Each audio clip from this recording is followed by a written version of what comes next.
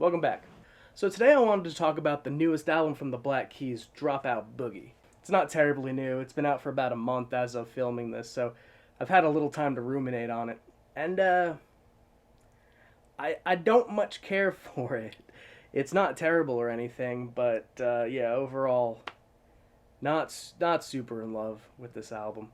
So why bring it up, you may wonder. Typically I wouldn't. Typically I don't talk about things that I don't like very often, because, like, what's the point?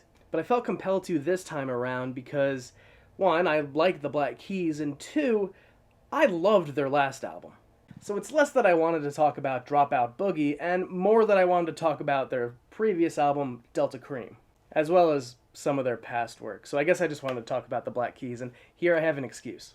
So before we get into anything, let's talk about the rise of the Black Keys as a band. Like any fan of any band, I believe their best work was their earlier stuff before they got huge. It's a rule of liking things that everything's better before everyone else knows about it. Or maybe I'm a pretentious ass hipster, and that's also possible. While their star had been steadily rising for some time, I think we can all agree, in a historical sense, that their breakthrough was the album Brothers. That's the album that took them from being your flannel, Ray-Ban, knit cap best friend's favorite band you've probably never heard of, to being that one new band that your dad begrudgingly admits isn't so bad. I remember getting this album, enjoying it very much, and then being completely stunned when a whole year later I heard the single Tighten Up on my local alternative hits radio station. A radio station which did not often play music that I actually liked, but I would listen anyway, because I'm dumb and easy to program. I was thrilled, man. This band that I have been enjoying for so long was finally getting regular radio play. It was no longer, hey, have you heard of this band called the Black Keys? People just knew who they were. They were in. They were popular. A handful of other successful singles off of that album, and alternative rock was officially heading in a new direction. Now, as stated, my personal favorite work from the band was their earlier stuff from, like, The Big Come Up or Rubber Factory. But it's not like I grew to dislike the Keys as they got more popular. And after hitting the mainstream, I was convinced this was only going to be a force for good. The garage rock revival seemed poised for a new renaissance. And I do think that alternative rock was looking for something at that point in time. And a band like the Black Keys getting big opened the door for blues and soul to take center stage. But success demands more success. Once a band finds what works, they're not too likely to stray from that too often. I think Tighten Up being the single that blew up shaped a lot of how they approached future songwriting. Which is unfortunate because while I was happy for their success, I did think Tighten Up was maybe the least interesting song on that whole album. But the direction worked great for them, and you could surely tell that they doubled right down when it came to their follow-up, El Camino. Initially, I really enjoyed El Camino, but even at the time, I thought, this is the Black Keys at their most marketable. But still, I was willing to forgive that because the singles were fun. Lonely Boy, Gold on the Ceiling, they're fun, a little tongue-in-cheek. I can forgive a lot when things are playful and not taking themselves too seriously. And Little Black Submarines I do think is a legitimately good song from the band. I enjoy that tune. However, in retrospect, as the novelty of those songs wore off, it does come across less blues-inspired artists making contemporary rock, and more contemporary rockers wearing blues rock as a costume. Looking back, El Camino does not feel like a particularly authentic album.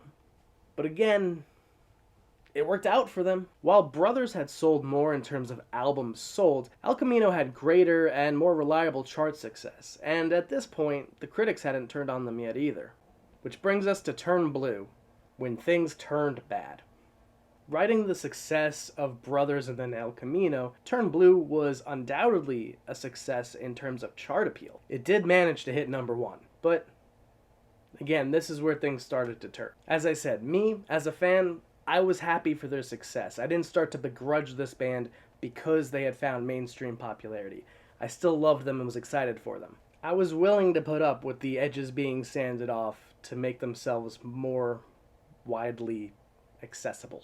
But man, I remember the first time I heard the single Fever off of this album, and I was so bored. I just did not care. Honestly, I don't think this album is actually as bad as we all seem to remember. In fact, in retrospect, I think it's better than El Camino. At the very least, Turn Blue has its own identity. The whole album is pretty cohesive and has a distinct character. If you overlooked it at the time, go give it another shot. I think you'll find that time has been kinder to this album than you might think.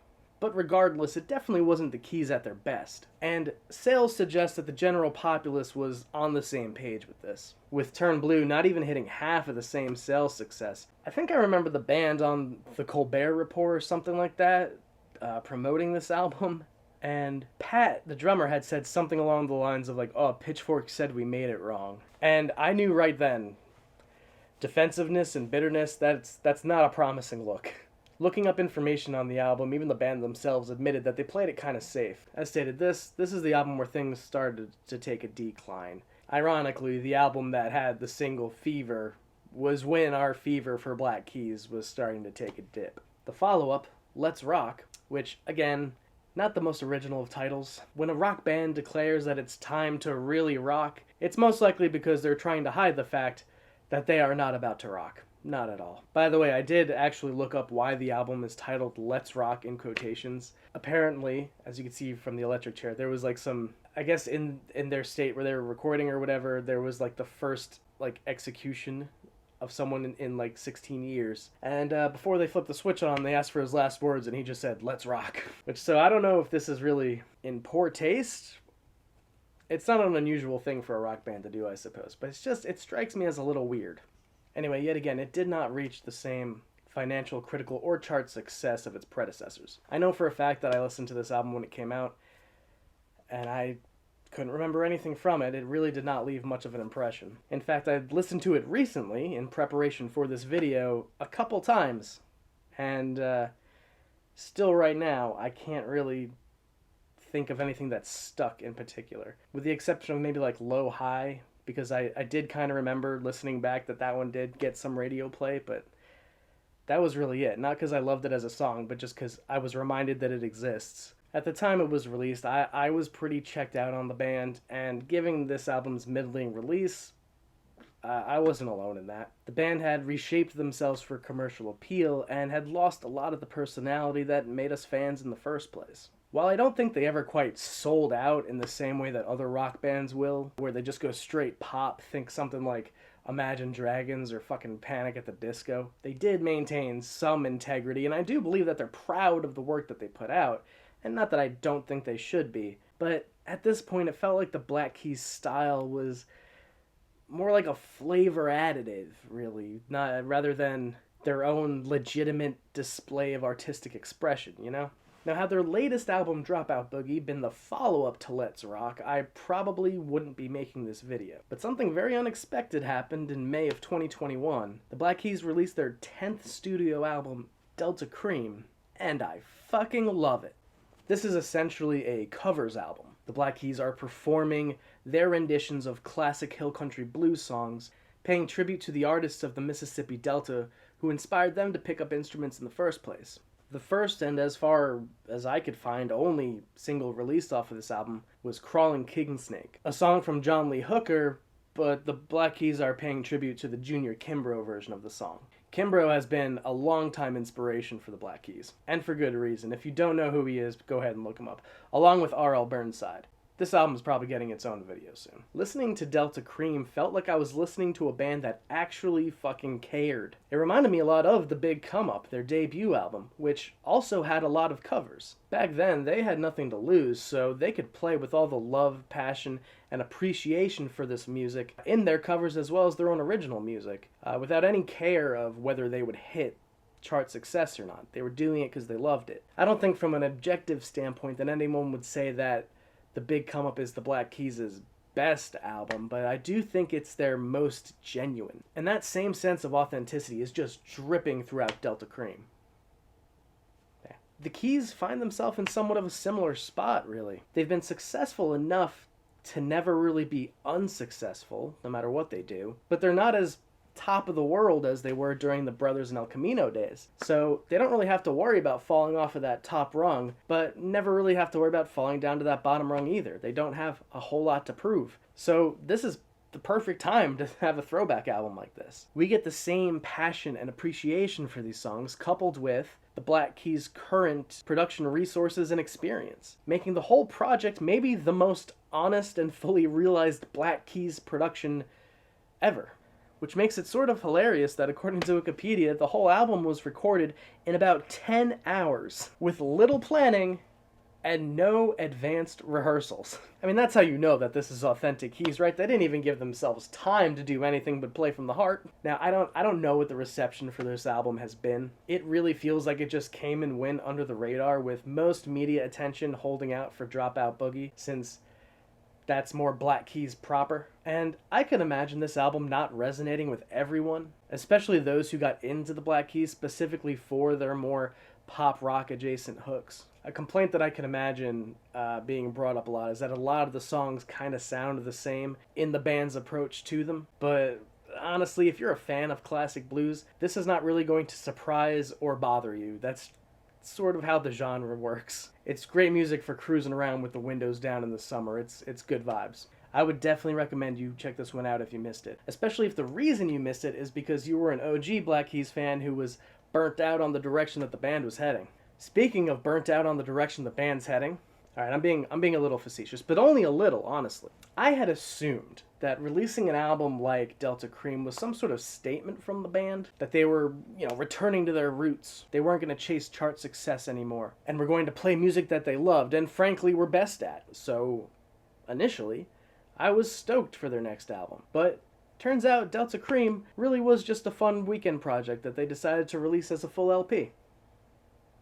Much like Let's Rock, I've listened to this album a few times very recently, obviously, because it just came out, and nothing has particularly stuck with me. I will admit the leading track and first single, Wild Child, is enjoyable. I like it quite a bit, but I can already tell that I like it in the same way that I liked Lonely Boy off of El Camino. It's energetic, it's fun, it's kind of goofy, so I'm willing to have a good time with it. But once the shine of fun new song wears off, I can't imagine I'd really go back and listen to it for any reason. Like 5 years from now, it'll come on in Walmart while I'm shopping around. I'll smile slightly like, oh yeah, I remember this. I'll hum along all comfortable and satiated, and then not think of it again until the next time I'm shopping for gas relief pills. There's a song called For the Love of Money, which contains the lyrics, "For the love of money, we'd do most anything." The song is attempting to be a commentary of the willingness of our culture to sacrifice our morals, relationships, and environment for the endlessly receding horizon of attainable wealth, driven by systemically justified greed. And it's not really a bad song, but given everything I just said about the trajectory of the band, I can't help but feel like maybe this is more of a confession than a commentary. The song right after that one is Your Team Is Looking Good, and it is probably the most annoying and insipid song the band has ever made. To the point where I feel like it had to be intentional. Like, I know the band doesn't always hit it out of the park, but they're definitely better than this. Maybe it's following the same sort of satirical path as For the Love of Money, trying to be some cheeky commentary on the idea of management teams and competitive environments. If it is, the idea is absolutely not explored, but honestly, it feels like somebody went up to the band and said, hey, you know what rakes in money? Sports arena anthems. That's what you guys gotta do. Write a song that they'll play at sporting events, and you just sit back while the royalty checks roll on in forever. And the band took this idea, and they executed it with such disdain and malice that the final product was an intentional parody of the initial concept as a big fuck you to whoever suggested it to them. That to me is the only way this song makes sense. But, no idea. So whatever the story is, I hate it, and I don't quite understand how it made it onto a finished album. The rest of the tunes on here are pretty inoffensive. Like, this isn't an album of bad songs necessarily. It's just not an album of particularly adventurous songs. Like the song Burn the Damn Thing Down. It's not like I hate it. I enjoy the guitar work on it, but I don't know, it just feels like I've heard it before, like a million times, from every other band that makes music like this. I spent the entirety of my first listen to the song Baby I'm Coming Home trying to figure out where I've heard the main riff before. For a minute I thought it was Sweet Emotion from Aerosmith, but finally I realized it was Midnight Rider by the Allman Brothers Band. Like, exactly that riff. Like, it had to be intentional, and I don't know why. Which, I like that riff. Sounds good, but heard it, man. I will at least say that I do think there is more of the Black Keys character shining through on this album than something like Let's Rock. So in the end, I guess it's not a step in the wrong direction, but it's just kind of disheartening that this was the best they could do after showing us the soulful keys were still alive and well and fully capable on Delta Kream. But what do you guys think? Do you think Dropout Boogie is better than Delta Kream? Do you think neither of them are particularly good? Do you agree with me, or do you think I'm nostalgically romanticizing a band who in reality hasn't evolved or deviated too much from their roots, but regardless am insisting that their music was better when I was younger? And if you're a fan of this band, which album is your favorite? Please let me know down below. Please subscribe if you'd like to come back. Thank you for coming back if you're already subscribed, and I will see you at the next gig. Out.